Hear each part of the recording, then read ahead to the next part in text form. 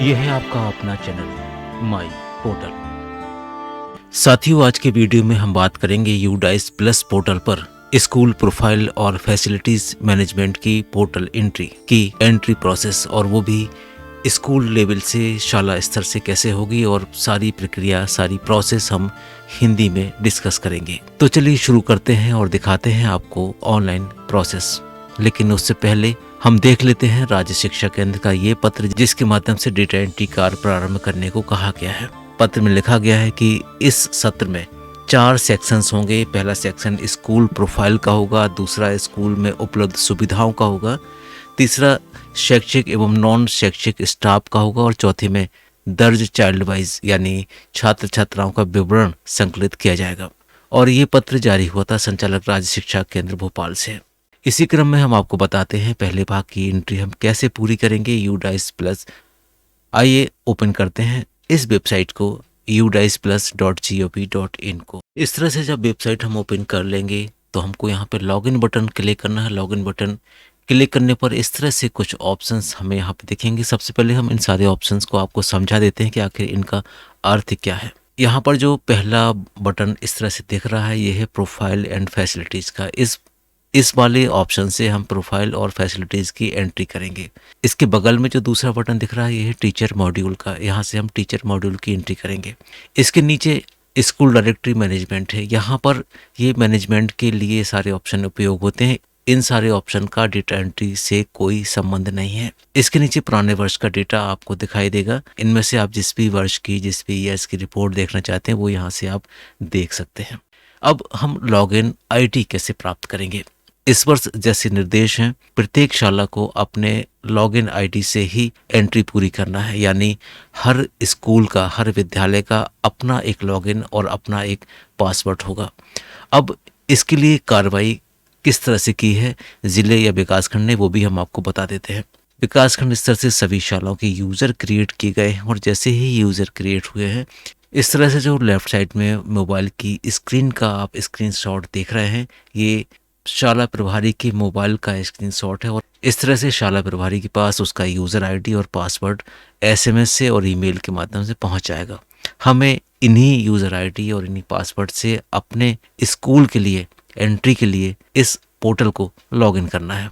चलिए लॉगिन करते हैं। लॉगिन बटन पर माउस ले जाने के बाद हमें प्रोफाइल एंड फैसिलिटीज़ इस वाले ऑप्शन को क्लिक करना है। जैसे ही हम इसको क्लिक करेंगे तो आप देखेंगे यहाँ पर एक लॉगिन बटन और इसके नीचे पासवर्ड, दोनों ऑप्शन आ गए। यहाँ पर हम अपने स्कूल का यूज़र नेम और पासवर्ड लिखकर कैप्चा कोड डालकर लॉगिन करेंगे। चलिए लॉगिन कर लेते हैं। लॉगिन करने के बाद कुछ इस तरह की स्क्रीन आपके सामने आएगी, जिसमें 5 तरह के ऑप्शन दिख रहे हैं। अभी हाल फिलहाल वर्तमान में प्रोफाइल एंड फैसिलिटीज़ का ऑप्शन इसमें एनेबल दिख रहा है। इसका मतलब ये है कि हमें सिर्फ प्रोफाइल और फैसिलिटीज़ की एंट्री यहाँ पर करना है। क्लिक कर लेते हैं। क्लिक करने के बाद कुछ इस तरह की स्क्रीन हमारे सामने आएगी। इसमें आप देखेंगे इस तरह से सेक्शन 1 में कुल 7 तरह के अलग अलग सेक्शंस बने हुए हैं, और इसी तरह सेक्शन 2 में 4 तरह के सेक्शंस बने हैं जिसमें हमें एंट्री करना है। अब इसके साथ एक और बात हम आपको बता देते हैं, ये सारा फॉर्मेट इंग्लिश में है। अगर आप इंग्लिश में कंफर्टेबल हैं तब तो ठीक है, अदरवाइज आप यहाँ से लैंग्वेज भी चेंज कर सकते हैं। अपनी मनपसंद लैंग्वेज आप लेना चाहें तो इसको हिंदी कर सकते हैं, और अगर आप इंग्लिश में करना चाहते हैं तो आप यहाँ से इंग्लिश में इसके साथ आगे चल सकते हैं। अब इस पेज को भी हम थोड़ा समझ लेते हैं। यहाँ पर ये सीरियल नंबर्स लिखा हुआ है, यहाँ पर डीसीएफ का सीरियल नंबर लिखा हुआ है।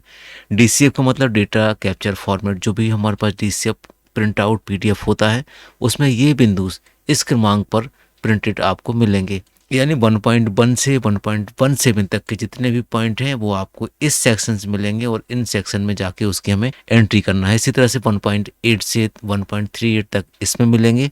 इसी तरह से सारे पॉइंट्स आप उस सेक्शन में जाके देख सकते हैं। शुरुआत करते हैं। मान लीजिए पहला सेक्शन यहाँ पर हम देखते हैं। क्लिक कर लेते हैं।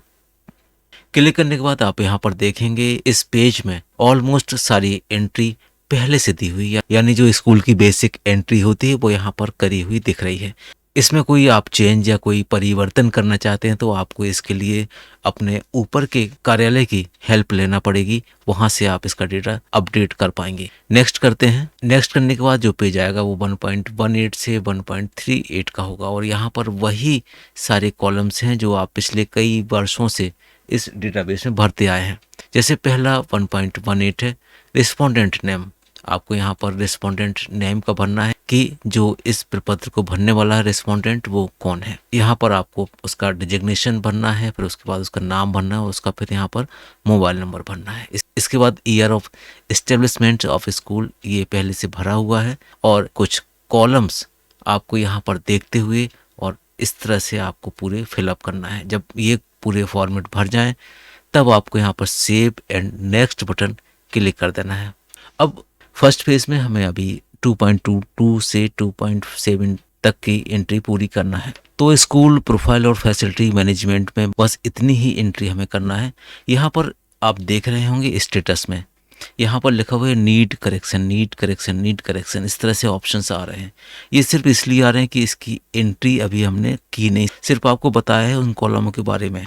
जैसी एंट्री पूरी होती जाएगी ये रिमार्क यहाँ से हट जाएंगे। तो डाइस की इस वाले पोर्शन में बस इतना ही।